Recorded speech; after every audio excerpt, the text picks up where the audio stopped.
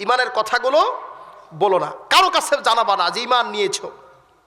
এবার শুনে হযরত আবু যর গিফারী রাদিয়াল্লাহু তাআলা আনহু, দয়াল নবীজির মোহাব্বত অন্তরে কতটুকু একবার জবান খুলে বলুন না আল্লাহু আকবার।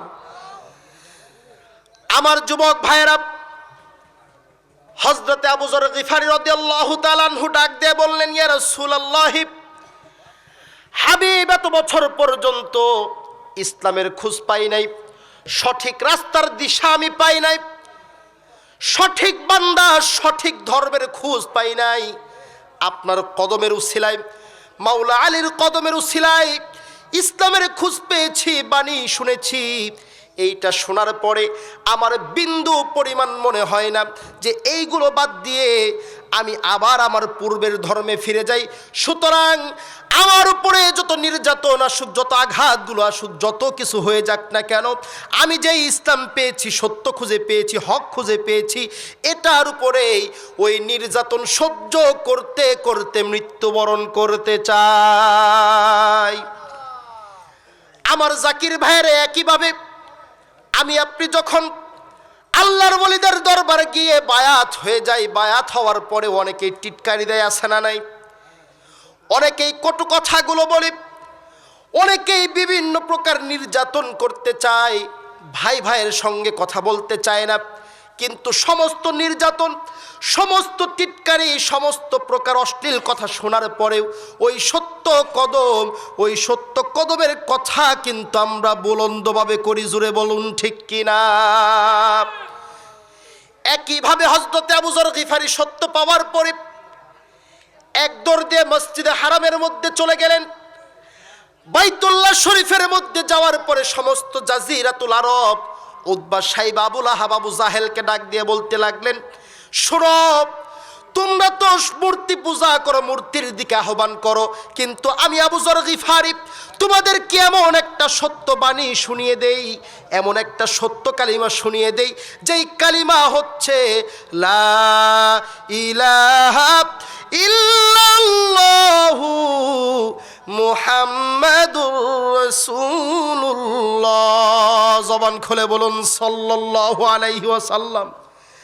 আমি তোমাদেরকে একটা সত্যবাণী শোনালাম, আমি তোমাদেরকে জানিয়ে দিলাম এক আল্লাহ ছাড়া আর কোনো আল্লাহ দুনিয়ার জমিনে নাই। আরেকটা শুনিয়ে দিলাম, তোমরা বলতে চাও লাত, মানাত, উজ্জা এরা হচ্ছে প্রভু, এরা হচ্ছে মালিক, কিন্তু আমি কামলিওয়ালা, আমি আবু যর গিফারী ঘোষণা করে দিলাম, আমার কামলিওয়ালা নবী বাদে দুনিয়ার জমিনে আর কেউ সত্য বলতে নাই। সুবহানাল্লাহ। আপনাদের কষ্ট হচ্ছে, আমি বুঝি কষ্ট হচ্ছে, কারণ রাত্র গভীর, প্রায় 2টা বেজে গেছে। আমার আলোচনা 2টা পর্যন্ত, আর মাত্র 8 মিনিট আছে। কয় মিনিট? কথা বলে না, কয় মিনিট আছে? 8 মিনিট। তো 8 মিনিটের মধ্যে আপনাদেরকে শুনিয়ে দেই।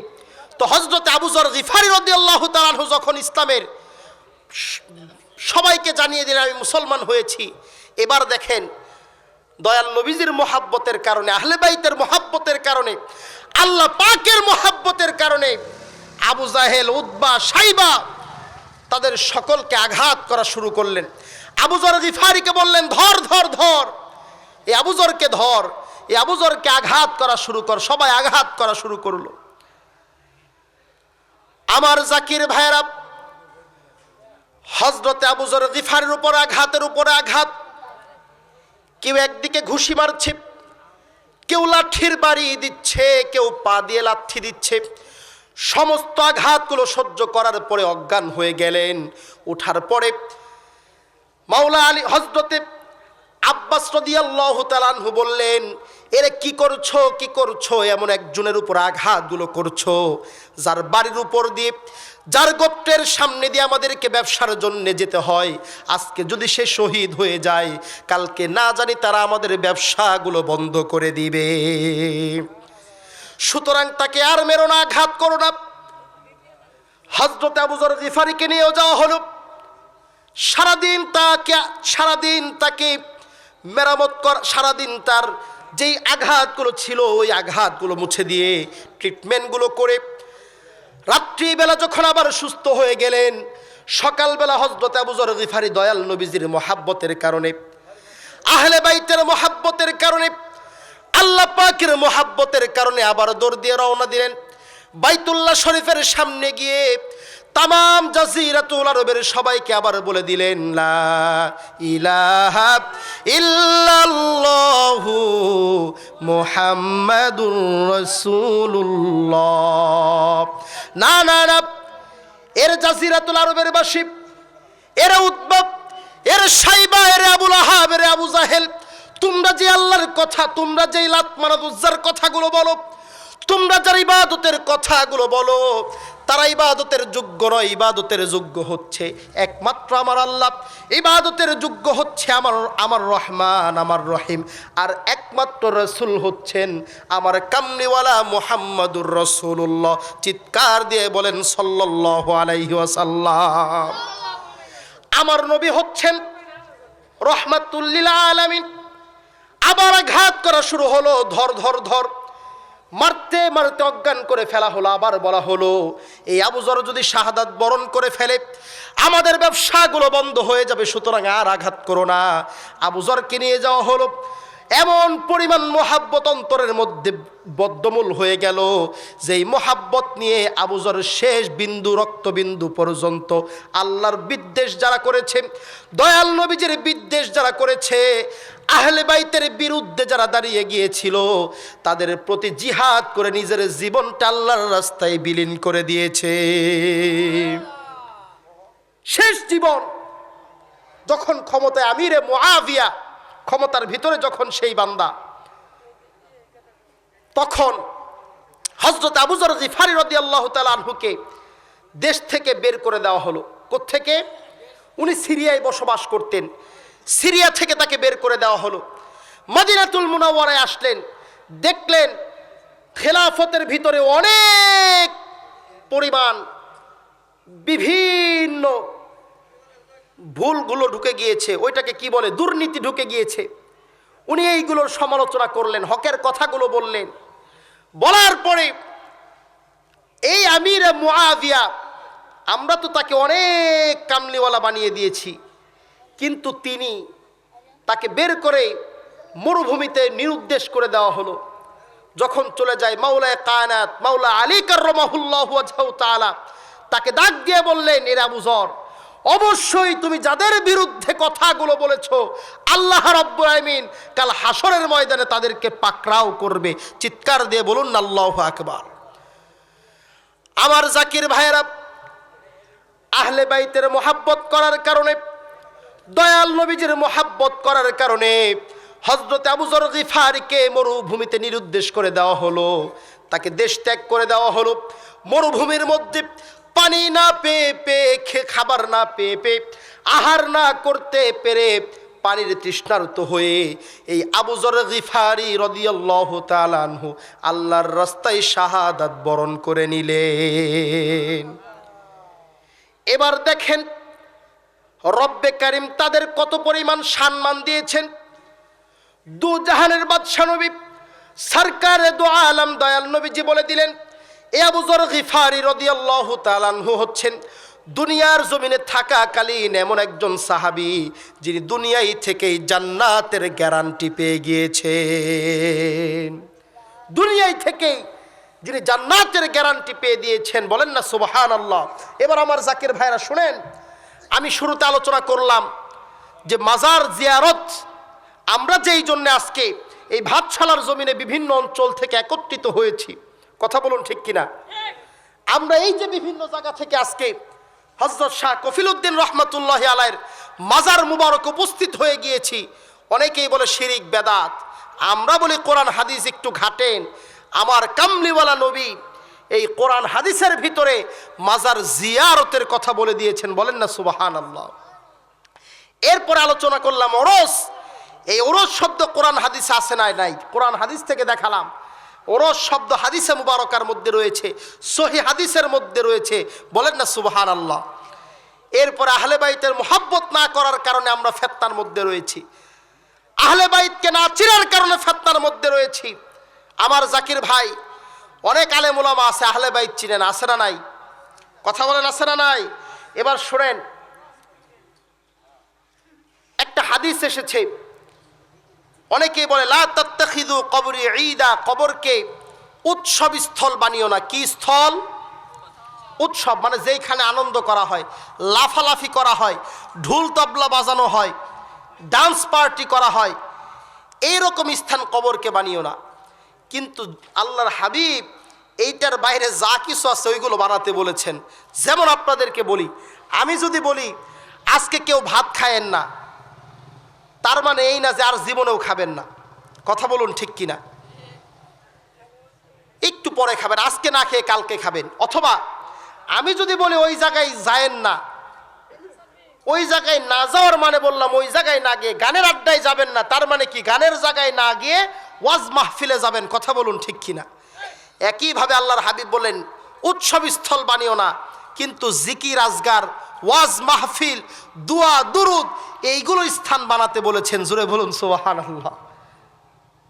সুতরাং আমরা যে কাজের জন্য এসেছি, আমরা আজকে যে উপস্থিত হয়েছি, এইগুলো আল্লাহর দরবারে থাকবে। বলেন না সুবহানাল্লাহ। বান্দা শুনেন, এখনকার মানুষ, আমরা তো মনে করি যে আমরা একদম অটোমেটিক জান্নাতি। কথা বলেন ঠিক কিনা? আমরা একটা বিশ্বাস এনে ফেলেছি আমরা অটোমেটিক জান্নাতি, আমাদের আর কোনো প্রশ্নও নাই, আমাদের আর কোনো জিজ্ঞাসাও নাই, যেহেতু আল্লাহর ওলি ধরেছি সুতরাং জান্নাত। কিন্তু বাজান, খাজা বাবা এনায়েতপুরী বলে দিলেন পীরের খাসলতে খাসলত ধরো, তবেই, কথা বলে না, তবেই কি জান্নাত, বেটা কল্যাণ, মুক্তি। পীরের খাসলতে খাসলত ধরতে হবে। দরবারে যাওয়ার পরে আল্লাহর ওলিগণ যেই কাজগুলো করে, যে আমলগুলো করে, আমাকে আপনাকে ওইগুলো করতে হবে। কথা বলুন ঠিক কিনা? এই যে এখন মন খারাপ করতেছেন, মন খারাপ করেন না, কথা বলেন ঠিক কিনা? শুধু দরবারে গেলাম, খাইলাম, শেষ জীবনে দেখা যায় জানাজার সামনে এমন বান্দা দাঁড়িয়েছে, এমন বান্দা দাঁড়িয়েছে যে জীবনে কোনোদিন আল্লাহর ওলি কেউ চিনে নাই, কইছে পীর মুরিদি করলে বেদাত শিরিক করে। নাউজুবিল্লাহ বলেন। এরকম মনে হয় না? অগণিত হচ্ছে। আমি কিছুদিন পূর্বে নক লাগিয়েছি, এইটা বলে শেষ করে দিই, রাত অনেক। আমি কিছুদিন পূর্বে নক লাগিয়েছি। কোথায় নক লাগ? জানাজা, এক জাকের ভাইয়ের জানাজা। জানাজায় গিয়ে আমার সামনে 2-3 জন আল্লাহর বান্দা দাঁড়িয়ে গিয়েছে। জানাজা কে করবে? আমি বললাম আমাকে যেহেতু জাকেররা নিয়ে এসেছে, তিনিও জাকের, তো আমিই করব। ঠিক আছে জানাজা করেন। আলোচনার ভিতর আমি বললাম যে মা ফাতেমাকে আমরা চিনি না, মাওলা আলীকে চিনি না, আহলে বাইতকে চিনি না, অথচ আমার কামলিওয়ালা নবী রেখেই গিয়েছেন আহলে বাইত। বলেন না সুবহানাল্লাহ। আমার জাকির ভাইরা, জানাজার ভিতরে আমি বললাম, বিভিন্ন আলোচনা করার পরে যখন দোয়ার সময় আসলো, আমার খাজা বাবা জিন্দা পীর আমাকে আপনাকে দোয়া শিখিয়েছেন, ওই দোয়ার ভিতরে মা ফাতেমার নাম নিতে হয়। কথা বলুন ঠিক কিনা? একটু জোরে বলেন ঠিক কিনা? ওই দোয়ার ভিতরে মা ফাতেমার নাম নিতে হয়, মাওলা আলীর নাম নিতে হয়, ইমামে হাসানের নাম নিতে হয়, ইমামে হুসাইন আলাইহিস সালামের নাম নিতে হয়। শুধুই নাম নেন না, আমার খাজা বাবা শিক্ষা দিয়েছেন, তাদের নামগুলো নেওয়ার পরে তাদের কদম মোবারকে 2 চোখের পানি নজরানা দেওয়ার। জোরে বলুন ঠিক কিনা? আমি দোয়ার মধ্যে মা ফাতেমা বললাম, এরপরে আমার খাজা বাবাকে গাউসুল আজম বললাম, এরপরে জিন্দা পীর বললাম। বলার পরে আমাকে চায়ের দাওয়াত দেওয়া হলো।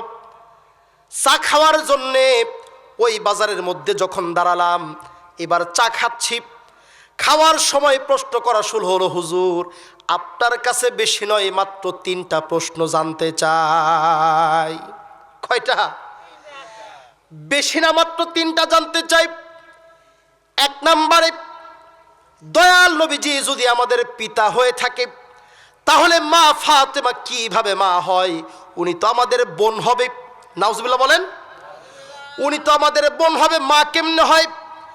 2 নম্বর প্রশ্ন, গাউস মানে হচ্ছে সাহায্যকারী, একমাত্র আল্লাহ ছাড়া দুনিয়ার জমিনে আর কেউ সাহায্যকারী নাই, তাহলে কিভাবে? শুধুমাত্র গাউস বলেন নাই, গাউসুল আজম বলেছেন। এইটা আপনার কাছে জানতে চাই। বলেন আল্লাহু আকবার। 3 নম্বরে প্রশ্ন করলেন, হুজুর আপনি আপনার পীরকে জিন্দা পীর বললেন, খাজা বাবা এনায়েতপুরীকে জিন্দা পীর বললেন, আপনার কাছে জানতে চাই তিনি কিভাবে জিন্দা? তিনি মনে হয় মরেন নাই। এই তিনটা প্রশ্নের উত্তর দিয়ে চা খেয়ে আপনার গাড়ি বের করে যেতে পারবেন, প্রশ্নের উত্তর না দেওয়া পর্যন্ত এক চুল পরিমাণ নড়তে পারবেন না। আমার জাকির ভাইয়ের এবার আমি বললাম, ঠিক আছে আসেন আপনাকে দলিলগুলো দিই। প্রথম নাম্বার দলিল হচ্ছে মা ফাতেমাকে কেন মা বলি শুনেন। হাদিসে মুবারকার মধ্যে এসেছে, সহিহ মুসলিমের হাদিস। জোরে বলুন, কি কিতাবের হাদিস? সহিহ মুসলিম শরীফের হাদিস। আমরা কেন মা ফাতেমাকে মা ফাতেমা বলি? আমার কামলিওয়ালা নবী হযরতে মা ফাতেমার যেই বাব রয়েছে, বাবু ফাযাইলে ফাতিমা বিনতুন নবী সাল্লাল্লাহু আলাইহি ওয়াসাল্লাম, এই বাবের ভিতরে মা ফাতেমার শান বলেছেন। বলুন মারহাবা। আমি বললাম, এবার হুজুর শুনেন, আপনাকে দলিল দেই কেন মা ফাতেমাকে মা বলি। শুধুমাত্র আমি বলি না, আমাদের এই নিসবতের ভিতরে যত জাকির রয়েছে, প্রত্যেকটা জাকির যখন এই ফাতেমা শব্দটা উচ্চারণ করে, এই ফাতেমা নামের শুরুতে মা বলে জুড়ে বলতে হবে, ঠিক কিনা? এবার বললাম, হুজুর শুনুন, আমার কামলিওয়ালা নবী মা ফাতেমাকে মৃত্যুর সময় কানে কানে বলেছিলেন, আলা তার জয়না আনতাকুনি সাইয়্যিদাত নিসাইল মুমিনিন আও সাইয়্যিদাত নিসাই হাযিহিল উম্মাহ। এরে মা ফাতেমা, তুমি কি সন্তুষ্ট হবে না? আমি কামলিওয়ালা নবী তোমাকে বানিয়ে দিচ্ছি, আমি নবী বানিয়ে দিচ্ছি যত মুমিন বান্দা রয়েছে, নিসাইল মুমিনিন, সমস্ত মুমিন বান্দাদের সরদার। শুধুমাত্র তাই নয়, এই উম্মতের ভিতরে যত নারীগুলো আসবে, প্রত্যেক নারীর সরদারনি আমি দয়াল নবীজি তুমি মা ফাতেমাকে বানিয়ে দিলাম। এবার বলেন, মা ফাতেমা যদি সরদার হয়ে থাকে, সরদার যদি হয়ে থাকে, সরদার সাইয়্যিদ নেতা, নেতা মনে হয় আমার আপনার ভাই হয়ে যায় নাকি? আসেন, এরপর আমি দলিল দিলাম। কি দলিল দিলাম শুনেন। আমি বললাম, ভাই আমার, যদি দয়াল নবীজি যদি আপনাদের পিতা সমতুল্য হয়, তার কন্যা যদি বোন হয়, তাহলে তার যে সন্তান অর্থাৎ ইমাম হাসান ইমাম হুসাইন, তারা কি হয়? তারা মনে হয় আপনার ভাগ্না নাকি? শুধুমাত্র তাই নয়, তার যে সন্তান রয়েছে অর্থাৎ আমি ইমাম জয়নুল আবেদিন, ইমাম আলী আসগর যারা রয়েছেন, তারা মনে হয় নাতি হয়। এমন করে সিরিয়ালি যদি আসেন, আজও পর্যন্ত দয়াল নবীজির বংশধর যারা রয়েছে, এরা তো আপনার দাদা দাদা দাদা কি যে লাগে আল্লাহ ছাড়া আর কেউ জানে না। কথা বলুন ঠিক কিনা? আমিও বললাম, ভাই, নবী পিতা সমতুল্য হওয়ার কারণে কন্যা যদি বোন হয়ে যায়, হযরতে আদম আলাইহিস সালাম আমাদের আদি পিতা, তাহলে শীস আলাইহিস সালাম মনে হয় আপনারও ছোট ভাই। কথা বলেন ঠিক? শীস আলাইহিস সালাম হযরত আদম আলাইহিস সালামের সন্তান, উনি মনে হয় তার ছোট পিতা, তার যিনি সন্তান সে মনে হয় নাতি। এবার হুজুর কয়, বুঝছি, এইখানে আর কাজ খাটবে না। বলেন না আল্লাহু আকবার, বলবেন না আল্লাহু আকবার। আমার জাকির ভাইয়ের এবার 2 নাম্বার প্রশ্ন জিজ্ঞাসা করলেন, হুজুর এবার 2য় নাম্বার বলেন, গাউস কেন বলেন, সাহায্যকারী কেন বলেন? আমি বললাম, ভাই আমার শুনেন, দুনিয়ার জমিনে আমার যখন অসুখ হয়, আমার যখন বিসুখ হয়ে যায়, একমাত্র আল্লাহ যদি সাহায্যকারী হয়ে থাকে, একমাত্র যদি আল্লাহ সাহায্যকারী হয়, তাহলে আজকের পর থেকে ডাক্তারখানায় যাওয়া বাদ দিয়ে দিবেন, ডাক্তারের কাছে যাওয়া বাদ দিবেন, চাকরি করে টাকা নেওয়া বাদ দিয়ে দিবেন। কারণ কারো কাছে সাহায্য নেওয়া যাবে না। সাহায্য দেওয়ার মালিক হচ্ছে একমাত্র আল্লাহ, সাহায্য করার মালিক একমাত্র আল্লাহ। আজকের পর থেকে অসুখ হোক আর বিসুখ হোক, যা কিছু হোক, জীবনেও কোনোদিন আপনারা ডাক্তারের কাছেও যাবেন না, কারণ কারো সাহায্য নেওয়া হচ্ছে আপনাদের মতে শিরক। সাহায্য নেওয়া যদি শিরিক হয়, ডাক্তার কি করে বলেন তো দেখি? ডাক্তার এই শরীরটাকে ভালো করার জন্য সাহায্য নেয়, জোরে বলুন ঠিক কিনা? আমি বললাম এবার শোনেন, গাউসুল আজম বললে যদি শিরিক হয়ে যায়, সিদ্দিক আকবর বললে কি হয় বলেন? ফারুক আজম বললে কি হয়? উসমান গনি বললে কি হয়? মাওলায়ে কায়নাত বললে কি হয়? এইগুলো লকব দেওয়ার পরে যদি আপনার কথাই গাউসুল আজম বলে আমরা শিরিক করে থাকি, আপনিও একইভাবে শিরিক করেছেন, জোরে বলুন ঠিক কিনা? এবার 3 নাম্বার দলিল বলেই শেষ করে দিচ্ছি। 3 নাম্বার দলিল হচ্ছে আমার খাজা বাবা জিন্দা পীর। আমরা বলি কি বলি না? আমরা জিন্দা পীর বলি। কেন বলি শুনে নেন। আমার দয়াল নবীজি, আমরা তাকে হায়াতুন নবী, জিন্দা নবী বলি, জোরে বলতে হবে ঠিক কিনা? এই জোরে বলেন ঠিক কিনা? আমাদের নবী কি মুর্দা? এই আওয়াজ ঠিক আছে, মাশাআল্লাহ, খুব সুন্দর আওয়াজ দিচ্ছেন। আমাদের নবী কি মুর্দা? আমার খাজা বাবা কি মুর্দা? খাজা বাবা সম্মুগঞ্জি কি মুর্দা? না, তারা জিন্দা। কেমন জিন্দা? যেমন করে আমার দয়াল নবীজি জিন্দা, বলেন না সুবহানাল্লাহ। সুবহানাল্লাহ।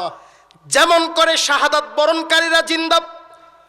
কোরআনুল কারীমের মধ্যে আল্লাহ রাব্বুল আলামিন বলেন, ওয়ালা তাকুলু লিমান ইউকতালু ফি সাবিলিল্লাহি আমওয়াত বাল আহইয়াউ ওয়ালাকিন লা তাশউরুন। আল্লাহু আকবার। আল্লাহু আকবার।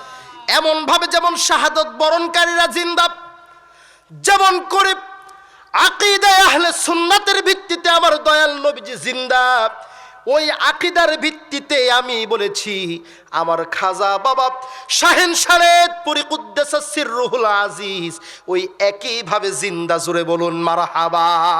মারহাবা। বলার পরে হুজুর এবার কয় ঠিক আছে, এমন দলিল দিচ্ছেন, একটু চা খান, চলেন হুজুর চায়ের লগে একটু বিস্কুট খেয়ে একটু বিদায় নেন।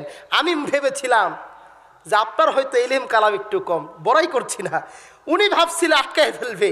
আল্লাহর রহমতে এমন দলিল দিছি, পাশের লোকগুলো এবার বলে ঠিক আছে, এই হুজুরটাই দরকার, বলেন আল্লাহু আকবার। আল্লাহ পাক আমাদেরকে কোরআন হাদিসের ভিত্তিতে, শুনেন, আমরা দরবারে গিয়ে যা শিক্ষা অর্জন করি, প্রত্যেকটা শিক্ষা পুঙ্খানুপুঙ্খভাবে কোরআন হাদিসে রয়েছে। ইমানের বলে বলিয়ান হয়ে বলেন ঠিক কিনা? ঠিক। প্রত্যেকটা দলিল রয়েছে। আমরা জানি না, এই জন্য দলিল দিই না।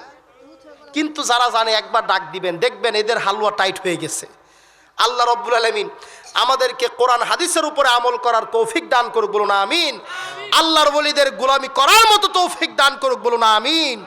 এমন করে মাজার জিয়ারত করে, ও আরেকটা বিষয় বলতে ভুলে গিয়েছি,